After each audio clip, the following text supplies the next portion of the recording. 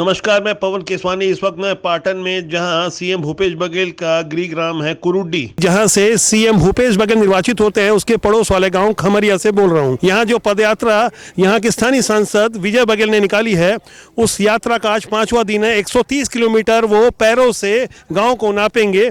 Bharatiya Janata party संगठन से इतर अपनी कार्य करने की उनकी शैली है। स्थानीय कार्यकर्ताओं के दम पर सैकड़ों कार्यकर्ता, आप देख सकते हैं कि चारों तरफ यहाँ गाड़ियाँ दिख रही है। इस वक्त ये जो शासकीय भवन है, आप देख सकते हैं अवंतीबाई की प्रतिमा है। भोजन का समय है और यहाँ से हम आगे बढ़ेंगे सांसद विजय बघेल के साथ। उस यात्रा के दौरान कुछ राजनीतिक, गैर राजनीतिक, सामाजिक विषयों पर मैं बातचीत करूँगा सिलसिलेवार ढंग से। तमाम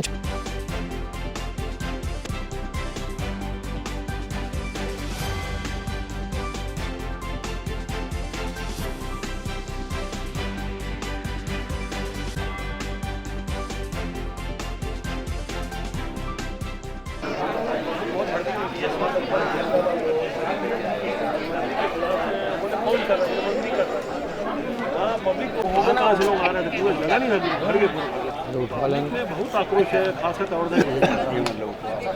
इस यात्रा के दौरान आराम करते हुए कुछ कार्यकर्ता हमें मिल रहे हैं। मैं उनसे आपकी बात कराऊंगा, उस यात्रा के मकसद के बारे में। स्थानीय कार्यकर्ता कुछ बताएंगे, ये दर्शन का मकसद क्या है। स्थानीय यहाँ कुछ पदाधिकारी हैं, भारतीय जनता पार्टी के स्थानीय मंडल अध्यक्ष हैं। भाई साहब, अपना इस यात्रा के मकसद के बारे में थोड़ा सा प्रकाश डालेंगे। मैं खेमलाल मध्य मंडल का अध्यक्ष हूँ और माननीय विजय बघेल जी जन जन के जो हमारे नेता हैं, वो जनता के तकलीफों को, चूँकि 15 साल के भारतीय जनता पार्टी के सुशासन में हमने ऐसा वातावरण कभी देखा नहीं था।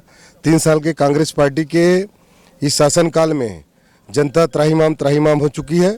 और जनता जब माननीय सांसद जी के पास गए तो उन्होंने अपनी भावनाओं को व्यक्त करने के लिए जनता जनार्दन के पास अपनी बातों को लेकर ये पाटन क्षेत्र उन्होंने क्यों चुना? और भी तो उनका लोकसभा का व्यापक क्षेत्र है, 3 जिले आते हैं।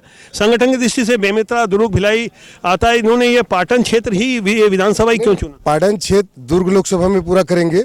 पाटन क्षेत्र चूंकि उनका अपना गृह विधानसभा भी रहा है, यहाँ के वो संसदीय सचिव रहे हैं, तो यहीं से उनका शुरुआत हुआ है। और यहाँ इसके बाद सभी विधानसभा में पैदल यात्रा जो है जन जागरण यात्रा करेंगे। क्या कार्यकर्ताओं का पूरे दुर्ग जिले से वैसा ही समर्थन मिल रहा है? जी, पूरे दुर्ग जिले से, भिलाई जिले से, बेमेतरा जिले से लगातार लोगों। कितनी यात्रा हो चुकी है अभी तक 125 किलोमीटर की यात्रा हम लोग कर चुके हैं। 125 किलोमीटर की 5 दिन की यात्रा कर चुके हैं। स्थानीय कार्यकर्ताओं को आप देख सकते हैं, इस वक्त कार्यकर्ताओं में काफी उत्साह दिख रहा है। मैं सीधे विजय बघेल की उस यात्रा में शामिल रहूंगा और सिलसिलेवार ढंग से सारी बातचीत आप कैमरे के माध्यम से देखेंगे। नमस्कार भैया, यात्रा को कितने दिन हो गए आपके? 5 दिन हो गया, ये 5वां दिन है और अंतिम दिन है। अभी हम लोग लगभग 7, साढ़े 7 बजे। कितना किलोमीटर आप चल चुके हैं?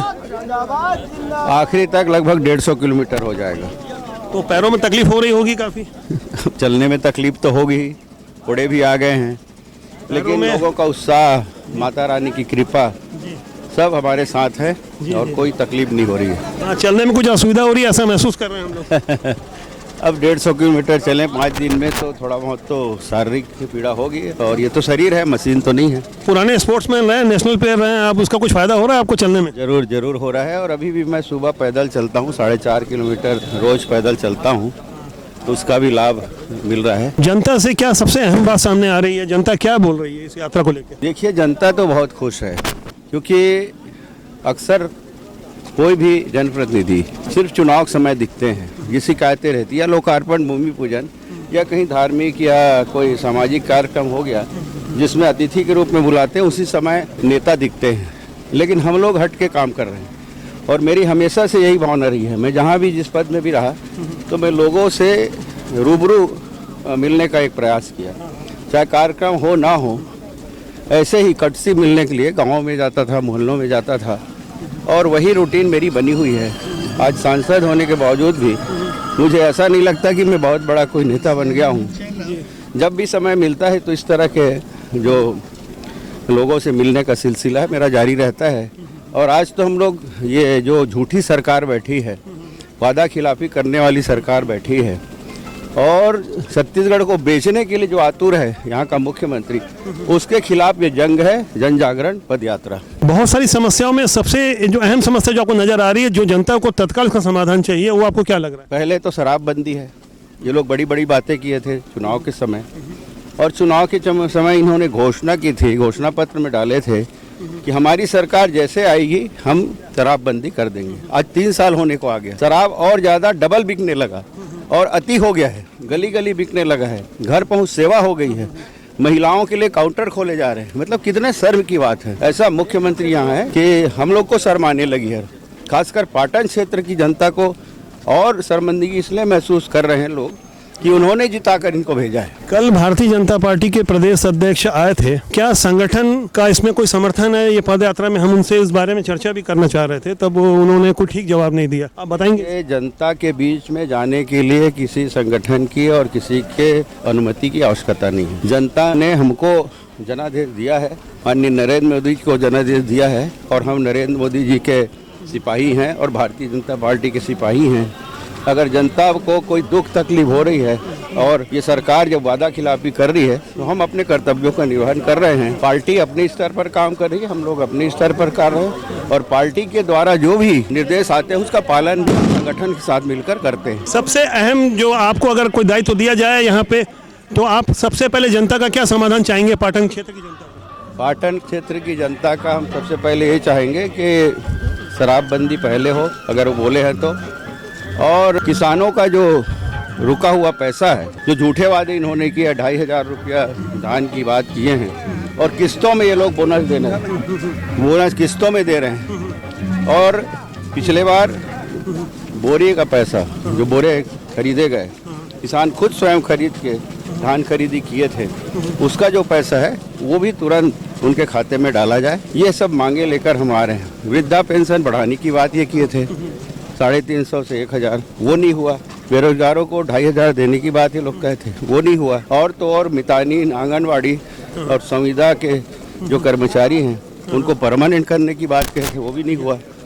तो ये ऐसे बहुत सारे मुद्दे हैं। ऐसे तमाम मुद्दों पर जब हमारी सांसद विजय बघेल से चर्चा हो रही थी तो आप देख सकते हैं जनता का प्रतिसाद भी देखने को मिल रहा है, स्वतःस्फूर्त जनता भी आ रही है। शराबबंदी जैसी एक अहम समस्या जो आसपास के गांव में भी है, पाटन में भी है, उन्हें लेकर ये यात्रा का एक प्रमुख मुद्दा बनाकर और तमाम बातें जहां पे कर्ज माफ़ी से लेकर के और कई मुद्दे हैं। आप अपनी यात्रा के बारे में बताएंगे कि आगे ये यात्रा कहाँ कहाँ निकलेगी? और यात्रा मेरे पूरे लोकसभा में निकलेगी और स्टेप बाय स्टेप सभी विधानसभा में हम इस यात्रा को करेंगे। भले इसका स्वरूप बदलेंगे क्योंकि वहाँ के जनप्रतिनिधियों से, वहाँ के संगठन के लोगों से और वहाँ के हमारे कर्मठ साथियों के साथ मिलकर वहाँ की रणनीति बनाएंगे।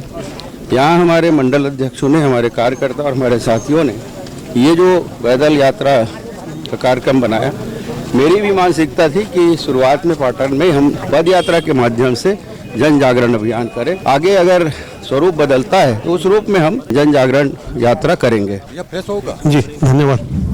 सांसद विजय बघेल की पद यात्रा को समर्थन और सहयोग देने के लिए न केवल स्थानीय भाजपा कार्यकर्ता बल्कि आसपास के पूर्व विधायक, मौजूदा महापौर और तमाम ऐसे जनप्रतिनिधि इस कार्यक्रम में दिख रहे हैं। आप देख सकते हैं डोमालाल कोसेवाड़ा जो विधायक रहे हैं अहिवारा क्षेत्र के, आप चंद्रकांता मांडले जी जो कि भिलाई चरोदा से आप चल करके आई हैं, आप वहाँ की महापौर हैं। इस तरह की तमाम हमारी बहनें और ये इस तरह के लोग दिख रहे हैं। कार्यकर्ताओं का ये हुजूम नज़र आ रहा होगा। भिलाई से शारदा गुप्ता और तमाम लोग आपको नज़र आ रहे होंगे और ऐसी ही यात्रा आगे भी निकलेगी अगर चुने हुए जनप्रतिनिधि जनता के बीच इस तरह से बिना चुनाव के आते रहे तो जाहिर तौर पे जनता में विश्वास भी बनता है और जनता अपने जनप्रतिनिधि के प्रति ज़्यादा आशान्वित रहती है। ऐसा बेहतर कार्य होता रहे, इन्हीं आशाओं के साथ नमस्कार, मैं पवन केसवानी।